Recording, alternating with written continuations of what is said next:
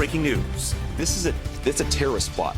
That's not a few guys doing crazy stuff. That is a coordinated, planned terrorist plot. Thank God we thwarted it.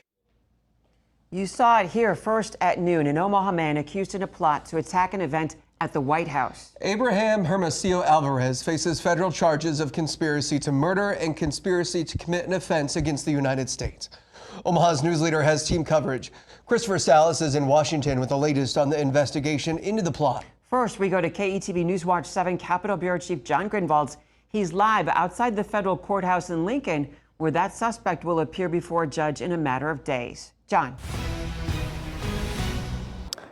Authorities arrested Abraham Hermosillo Alvarez over the weekend. The Department of Justice shed more light on its investigation on Tuesday afternoon. Alvarez was one of at least 5 people across at least 4 states arrested in connection to a plan to attack multiple federal officials at the UFC fight at the White House on Sunday. According to the Department of Justice, the plan would have included a shooting and explosive drone attack at the White House this weekend.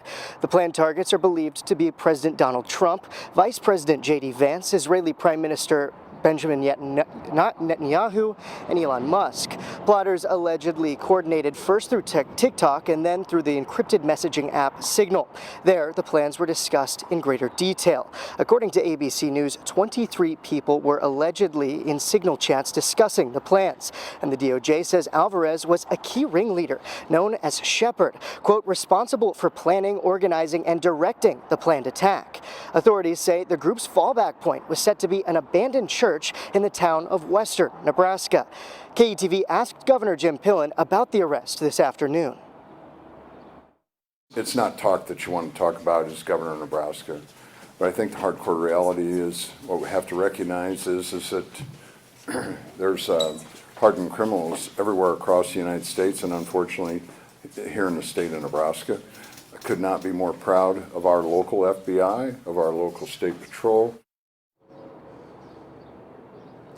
Authorities allege the planned attack was motivated by ultra-religious and anti-government sentiments, including anger with the handling of the Epstein files.